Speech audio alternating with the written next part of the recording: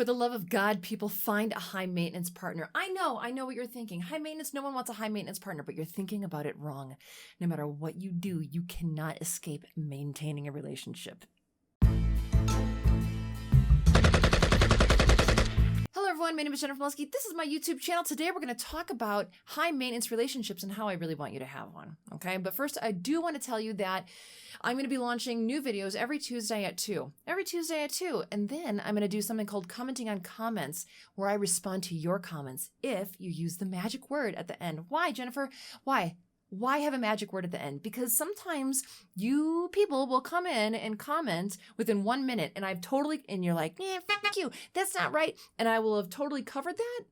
And then you've wasted your time commenting on what you think I'm going to say instead of responding to what I have said. So I have a secret word at the end. If you use that, I might respond to your comment in the live video, which will be held every Friday at 6 my time. Jennifer, what's your time? It's Mountain Time. Ready? Ready. Today, I want to talk about maintenance. What is it? Are you willing to do anything to maintain your man or woman? What are you willing to do? Would you prefer a low maintenance partner? Let's consider. What is it to maintain something? It doesn't mean you have to fix it. No. And it doesn't mean that you leave it worse than when you found it. It's simply to preserve it, to keep it as close to its original condition as when you came across it, right? When it came into your possession, right? Right. So that is why I rail so strongly against everyone and anyone who comes to my channel and doesn't seem to understand my message, this channel's message about being the best version of yourself. And to find a partner who appreciates it and can keep up. Finding a great person to have a stellar relationship with is a 3-step process, I think. Number 1, you have to present yourself clearly and accurately. No bullshit, no lies. You present yourself to the other person and you say, hey, do you want me? And they say yes or no. That's it. Step 1. You're just not good enough. Done. Step 2, you have to let your potential forever partner know what your intentions are of your maintenance program for repair and shine for the rest of your life. How much are you wanting to repair? What kind of work are you going to do? Because honestly, if they are not into becoming better and you are, or vice versa, or if you don't move at the same or similar pace, you're probably doomed.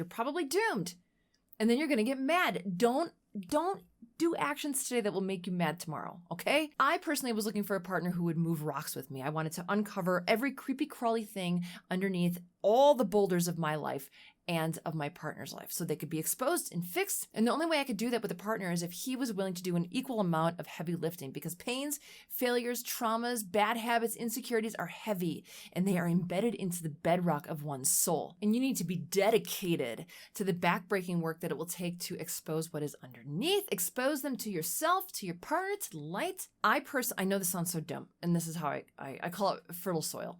I personally have wanted fertile pasture land as my soul's terrain. There are boulders, but most have been removed by me. And then I can show that off. Oh, there used to be a boulder right here, but now there's room to plant something you want. What would you like me to plant there? Oh, there used to be a huge boulder right here about 5 years ago. I removed it and planted a peach tree. Would you like a peach? Do you understand what I want for you? Do you understand my frustration at the people who come to my channel and have the audacity to tell me that I'm responsible for their past year's rock problem? That I somehow need to enter into their soul and toil for them? I toil for no one. I toil for no one except for me and my husband. When you tell me that you have unfit pasture land because of an ex-wife or an ex-husband, and you want me, or worse, the government, to come and do work for you to remove boulders because A, you didn't work hard enough to remove the boulders, or B, allowed another person to put boulders in your field. Because let's be honest with each other right now. Your ex did not move those boulders in overnight. You watched through the months or years or decades as they slowly rented a crane, probably even with your money, and slowly and deliberately moved boulder after boulder into your pasture land until they got bored and disgusted with the fact that you allowed them to do it. And then they said, enough. I don't want to own pasture land with you anymore. There's rocks everywhere.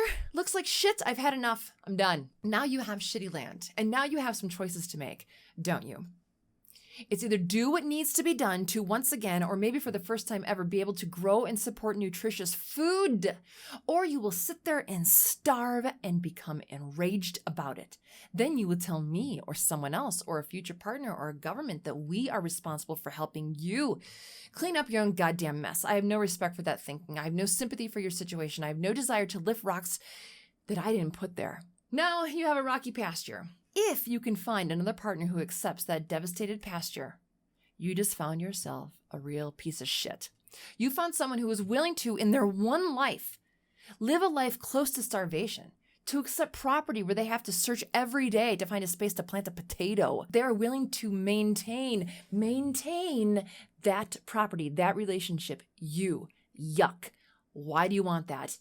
Why do you want that? A person who is willing to do that is the kind of person who has their own pasture land full of rocks.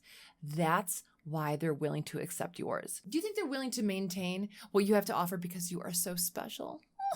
No.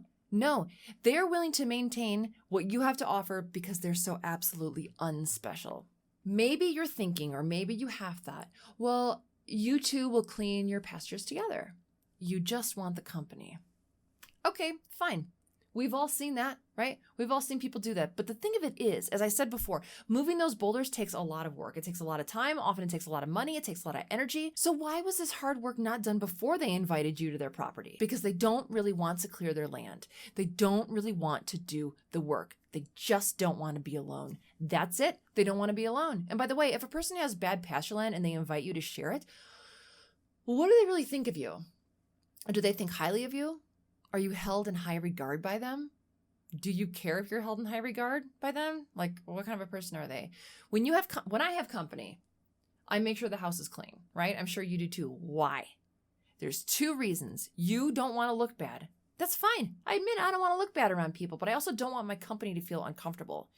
So why in the world do you think it's acceptable to not clean up your life and invite someone into it? Why is it acceptable for you to go into someone's messy life? Probably because you have a messy life and you don't want to clean it up. So, my friends, that is why it is so important that you find someone who is high maintenance. Like I said before, you're going to do maintaining. You might as well do it with a high maintenance person. They have a clean field already. They already have fertile soil. They already have a garden there and space to plant other things. A peach tree, things you want. What are you in the mood for, baby? I got room. And you know what? Maybe there is a boulder. Maybe you meet someone and they do have a boulder, but you can see it and they show it to you. They're not deceitful about it.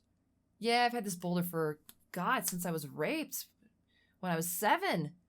But I'm slowly getting the money it takes to get the crane to lift it out. I know exactly how to do it. And then watch them. Do they slowly and slyly start to bring in small pebbles to scatter around that boulder? Watch out. They have a plan.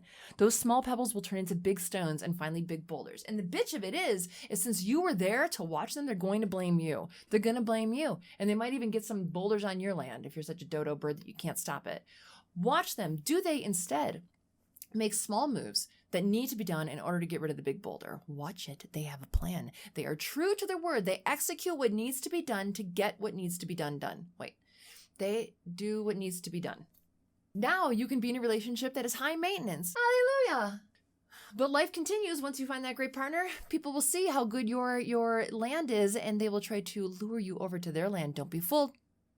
You will be aggressed upon by our wonderful government. They'll see the fruits of your labor from this wonderful fertile soil that you have worked so hard to get, and they'll want that. Your neighbors will gossip and slander against you because they're jealous.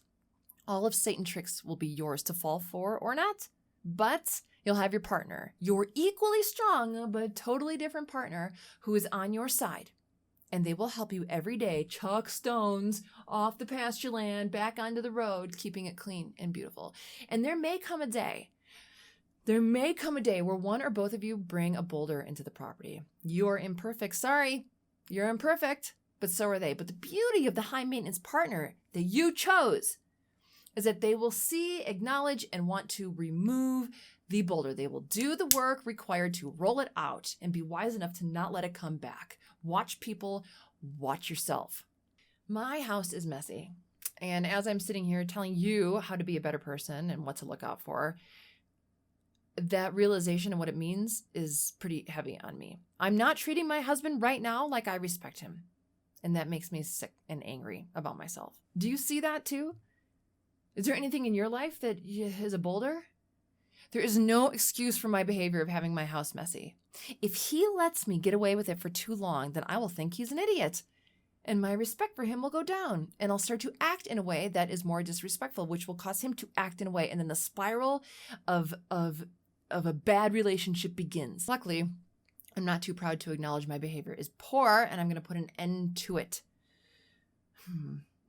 But before I go, maintaining a loving relationship, a good life, a respectful relationship is no small task. It takes looking into the mirror and seeing yourself for who you really are.